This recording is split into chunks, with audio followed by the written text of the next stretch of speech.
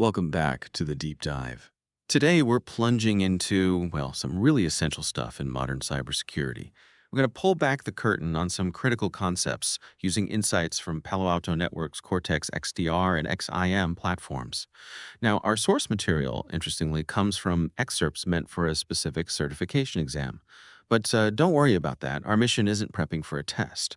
Okay, let's unpack this. What we really want are the core ideas, the practical side of things behind all the tech talk.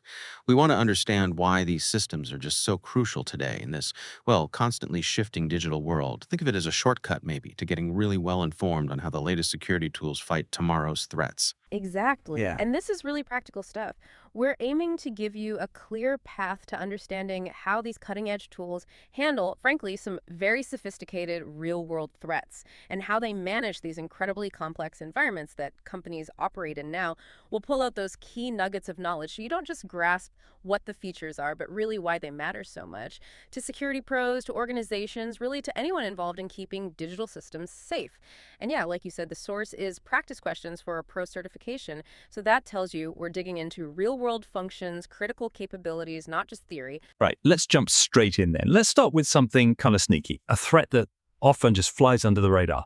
Imagine an attacker, right, trying to hide their malicious network traffic, make it look like totally legitimate DNS queries.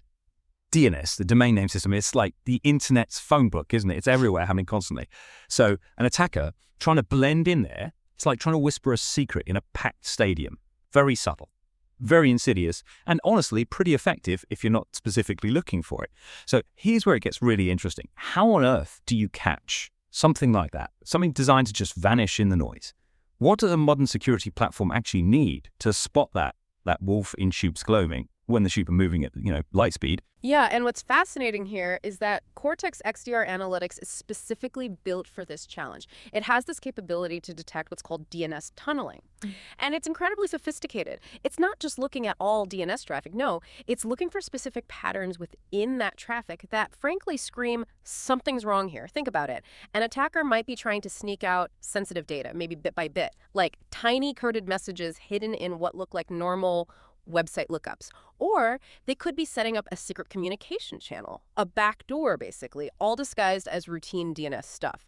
So Cortex XDR Analytics spots these anomalies. It looks for things like unusually long DNS requests. Legitimate ones are usually pretty short, right? Or maybe a sudden burst of lookups to weird, obscure domains or domains that were just registered yesterday. That's always suspicious. It can even detect encoded data hidden inside the queries. That's a classic sign of a tunnel. And this is absolutely critical because these are textbook indicators of data exfiltration or covert channels being set up, often completely missed by older signature-based tools. It's a great example of network threat detection, going beyond just matching known bad stuff. It's looking at behavior, at context. Without this, honestly, an attacker could be siphoning off your company's secrets for weeks, maybe months. Disguised as normal internet traffic, you wouldn't know until it was way too late. Wow, yeah, that's a powerful thought, isn't it? When you just stop and consider the sheer volume of DNS traffic. Even a small company generates tons of it every day, astronomical amounts. So having a system that can intelligently sift through all that noise, that constant flood of data, and actually pinpoint those really malicious subtle signs, it's not just a nice-to-have feature anymore. It feels like an absolutely vital capability for catching those advanced, stealthy attacks that just walk past the basic defenses. Okay, let's shift gears a bit. Let's move from external threats trying to sneak in to thinking about internal security. Access control. Imagine you're managing permissions for a big security team, a dynamic one, people coming and going, roles changing. You've got analysts, investigators, admins, incident responders. They all need different levels of access to sensitive systems, sensitive data. So how do you make sure everyone gets exactly what they need for their job, but absolutely nothing more, without making it a nightmare to manage, or worse, leaving big security holes? Right, and this is where role-based access control, RBAC, comes in. It's not just a feature, it's like a fundamental pillar for any decent security setup. RBAC lets administrators define permissions really granularly, super specific. You assign access rights based on a user's defined role in the organization. So instead of trying to manage permissions for, say, Bob and Alice and Charlie individually, you define a role, like incident investigator. or system administrator. You define the permissions for that role once, then you just assign people to those roles. Much simpler. So for example, the source material we looked at highlights this. Investigators, they'd focus purely on incidents. They get the access they need to investigate, to respond, but crucially, they can't change core system settings. Meanwhile, the administrators, they handle the configurations, the system level stuff. It's a clear separation of duties. And that's more than just, good housekeeping. It massively reduces the risk of insider threats or even just accidental damage. Did you know, actually, a huge percentage of breaches involve someone having way more access than they needed, whether they meant harm or just made a mistake? So if you connect this to the bigger picture, RBAC isn't just about tidiness. It's about closing off major vulnerability gaps. It's fundamental for good security governance, preventing unauthorized actions, and yeah, it also streamlines things, makes operations smoother because people have exactly the tools they need based on the principle of least privilege. That's a really strong combination, isn't it? Better security and things run more smoothly. It really shows that security doesn't always have to be this roadblock, this friction point. By structuring permissions smartly with RBAC, organizations can actually empower their teams, give them what they need efficiently, while at the same time really strengthening their defenses against attackers and simple human error. It's about building a system where the right people have the right keys and nobody can accidentally, or maybe not so accidentally, wander into the wrong room. Okay, but let's talk for a second about the limits. Even with the best automated tools, AI and machine learning and cybersecurity, they're getting incredibly powerful, no doubt. But some threats, they're just too clever, too new, too sophisticated. They will get past automated defenses sometimes. So what happens then? When those automated systems are inevitably bypassed, what's the next line of defense? Is that where humans step back in? That's a really important question, and it absolutely speaks to how threats are always evolving. This is exactly where something like Palo Alto Networks Managed Threat Hunting Service, MTH, fits in.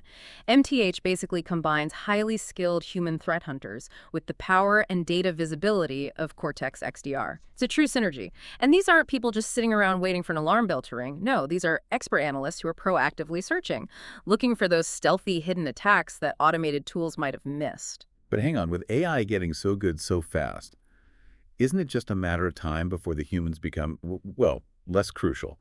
Is there something fundamental AI just can't do here that human expertise still provides? Oh, absolutely, there is. While AI is phenomenal at spotting known patterns, processing insane amounts of data, doing it super fast, human hunters bring unique things to the table. Intuition, creative thinking, a deep understanding of attacker motivations, their psychology, maybe even geopolitical context. Things AI just can't replicate when faced with something genuinely new. You see, AI is great at finding things it's been trained to find, variations on known themes. Human hunters, they're constantly interrupting. They form hypotheses. They actively explore based on subtle clues, not just react to pre-programmed rules or patterns they've seen before. They use their deep knowledge of attacker tactics, techniques, and procedures, the TTPs combined with all the rich data from Cortex-XDR to hunt for those really elusive threats, the 0 days, the novel attack chains. And by doing that proactively, they help organizations stop these advanced threats much, much earlier, often before any serious damage is done. Okay, yeah, that distinction makes a lot of sense.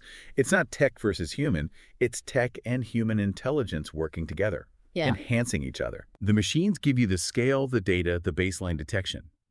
But the human experts provide the intuition, the context, that creative leap needed to uncover the really advanced stuff. It's like having, I don't know, a superpowered microscope. But you still need an expert biologist to know what they're looking at and what it actually means. Right. Now, let's say an alert does go off, and we know eventually one will. The speed and, maybe just as importantly, the consistency of the response are absolutely critical. Imagine a really serious alert comes in. What's the fastest, most reliable, most effective way to react? Especially when every second counts, and doing things manually might mean delays or mistakes. This is where a platform like Cortex-XEM really changes the game. It does this with something called playbook triggers. These triggers are basically the building blocks for creating incredibly powerful automated workflows for incident response.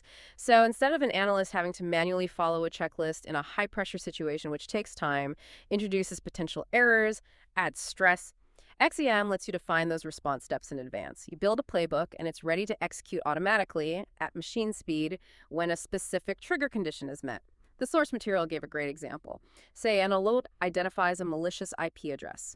The playbook trigger could automatically block that IP at the firewall, and then the very next step may be automatically isolate the affected computer from the network. Stop the bleeding, basically. These are critical, rapid actions that can shut down an attack right in its tracks. So these triggers let analysts kick off a whole sequence of actions automatically whenever a specific alert pops or a condition is met. This isn't just convenient, it's really the foundation of what we call SOR security orchestration, automation, and response. It ensures your defenses react with lightning speed and perfect consistency every single time. And that drastically shrinks the window attackers have to operate. So what does this all mean? What's the real-world impact for a company? It means much, much faster responses to threats. More reliable responses, too. Right. It dramatically cuts down that critical time attackers have to do damage, maybe move sideways in the network or steal data. It takes incident response from something that could be chaotic and manual and turns it into a highly automated, precise operation. Think about it. A human might take minutes, right, to confirm the alert, log into the firewall, find the IP, click block. They go isolate the host. A playbook trigger does it in milliseconds. That time saved. It can literally mean the difference between a minor blip and a major disaster. Okay, let's tackle one more huge challenge, something we hear about constantly in security circles. Alert fatigue. Security teams are just drowning in alerts, an overwhelming flood of them. And many are, low priority, false alarms, or just noise. It's that classic needle in a haystack problem, isn't it? Except sometimes a haystack seems to be made entirely of needles. Yeah. How do you find the really important signals in all that noise without completely burning out your analysts? That is such a real problem. It leads to missed threats, analyst burnout. It's serious. Cortex-XIM tackles this head-on with a really clever feature, AI-generated correlation rules. What this does is significantly cut down that flood of low-priority alerts. It does it by automatically grouping related, maybe individually minor, alerts into a single high-fidelity incident. So instead of an analyst chasing down, say, 20 separate, seemingly unrelated alerts, maybe a failed login over here, a weird process starting up there, a minor firewall block somewhere else, the AI looks at everything. It sees the patterns, the context, the timing between these events, and it groups them together intelligently. It recognizes that these scattered pieces are actually part of the same unfolding attack. It connects the dots.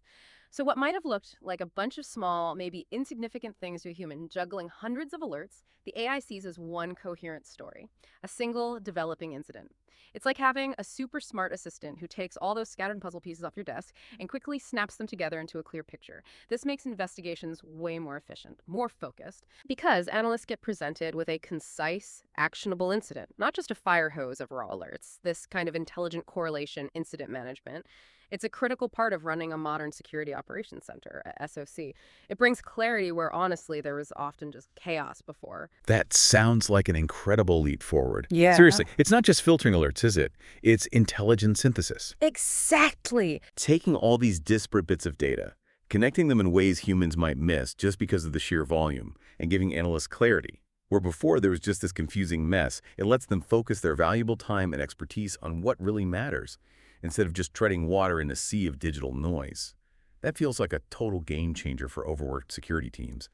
And just like that, as always, thank you for diving deep with us today. We really hope this exploration has given you a clearer, more insightful picture of what it takes to protect our digital world now and into the future. Keep learning, keep exploring these topics, because understanding these foundational concepts, that's a powerful step towards being truly well-informed in our increasingly connected world.